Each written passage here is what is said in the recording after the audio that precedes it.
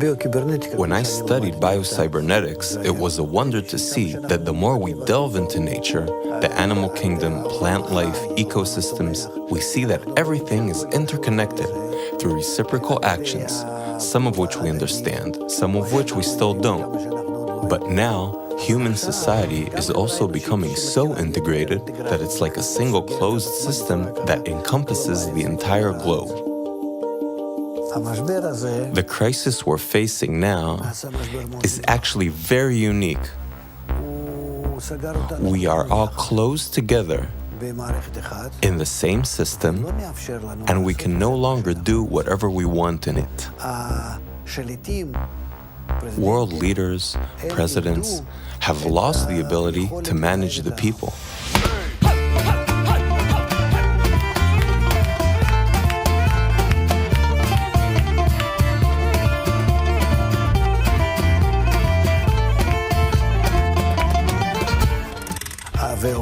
It's as though the world began to move without any reins, but rather according to a new law of interdependence, of connection, the law that is characteristic of integral systems.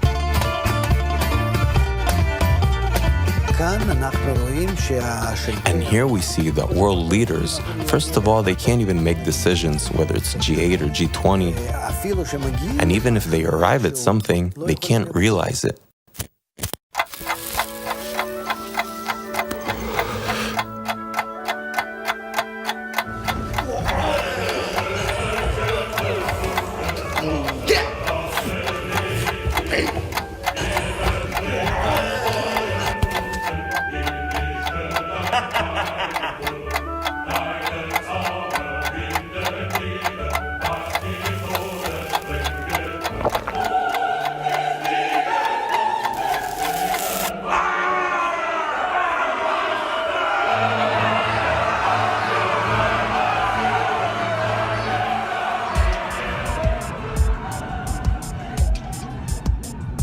In science, we started as Newtonian physicists, and we started pretending like we are machines. That was the worldview for some time. That changed with biologists coming along.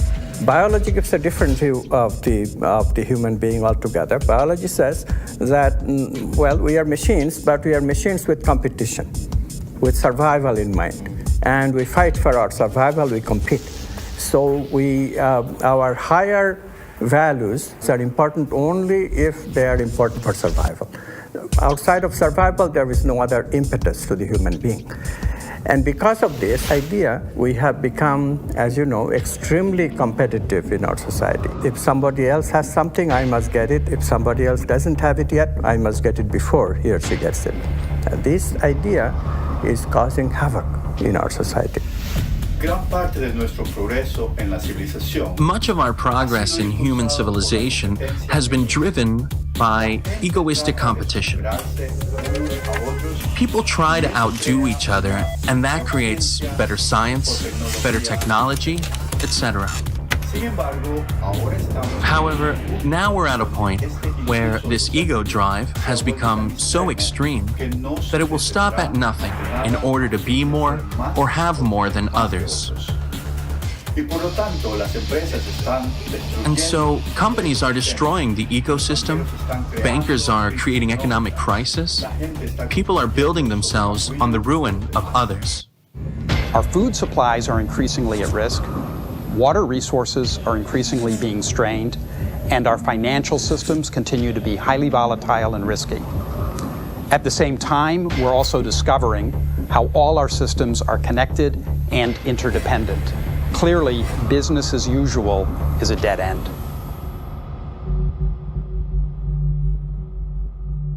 In the previous days and times, we've been involved, not exclusively, but largely, in the process of individual survival. How do I get through the day? How do I get through the week? How do I get through the month?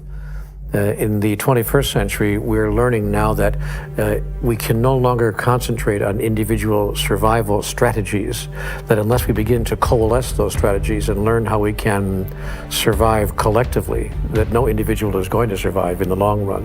Again, I don't want to be an alarmist, but I realize that we are facing a very critical time now. The separation theology that humanity has established through the years has created a separation cosmology. That is a cosmological way of looking at things that says everything is separate from everything else. And a separation cosmology has produced a separation sociology. That is a way of socializing with each other that says, I'm over here and you're over there, and our interests will not meet unless they do. If they do, we'll try to cooperate, but if our interests do not meet, if we have separate interests, I may just have to harm you. I may, in fact, just have to kill you. So what is happening in science is really quite pathetic, and what is happening in the public at large is also equally pathetic, because what is happening is that by pretending to be something, we are becoming that something. By pretending to be something, we are becoming that something.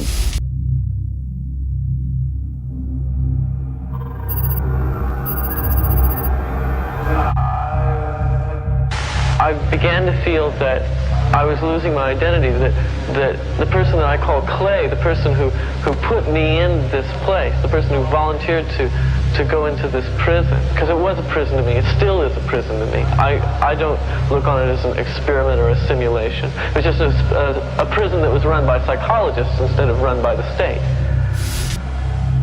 In 1971, today's well-known psychologist, Philip Zimbardo, decided to examine what would happen if you take perfectly normal and healthy young students and create a prison-like environment within Stanford University and tell them, for the next 2 weeks, some of you will act as prisoners, and some of you will act as guards. One day into the experiment, a riot broke out. The guards began humiliating the prisoners. They used physical punishments. Some became extremely sadistic. The prisoners began to have emotional breakdowns. Some had to be removed from the study early, and after only 6 days, the experiment had to be completely shut down.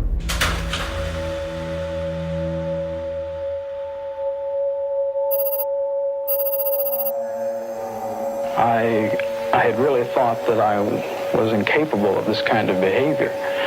I was surprised, even I was dismayed to find out that I could really be that I could act in a manner so absolutely unaccustomed to anything I would even really dream of doing. And while I was doing it, I didn't feel any regret. I didn't feel any guilt. It was only afterwards when I began to reflect on what I had done that this behavior began to dawn on me, and I realized that this was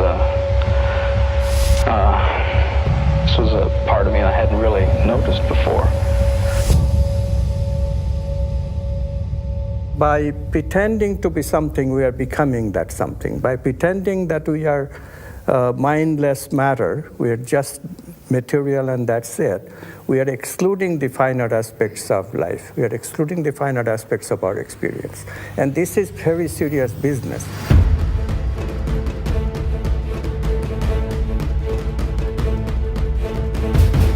If you take Darwinian theory, which says that we're in a competition and we have to compare each other as to where we fit, and you mix that with a Newtonian vision from physics that the primacy of the universe is found in the physical structure.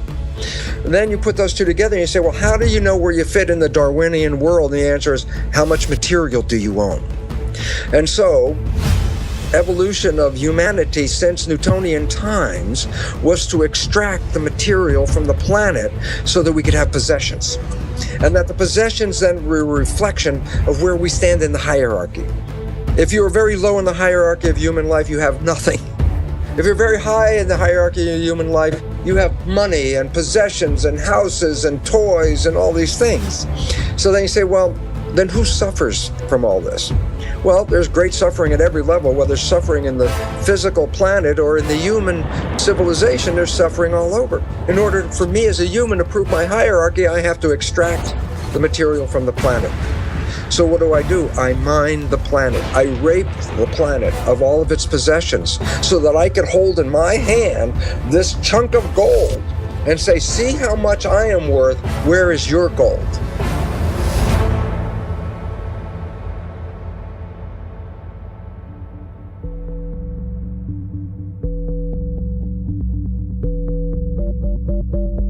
Theory of evolution is not based on community, but based on the individual. Newtonian physics said it's only the visible things that are relevant. But in a world based on quantum physics, which is based on energy, some of the things that we understand in the nature of energy are emotions and feelings, such as love and beauty. These are expressions of energy. And in a world of quantum physics, we surely emphasize more the nature of love and feelings and energy and beauty and harmony over the money and the material expressions that we look at today. And why is this important? Because then you look at the world and you say, do you want a pound of gold, or do you want to be totally in love in your life?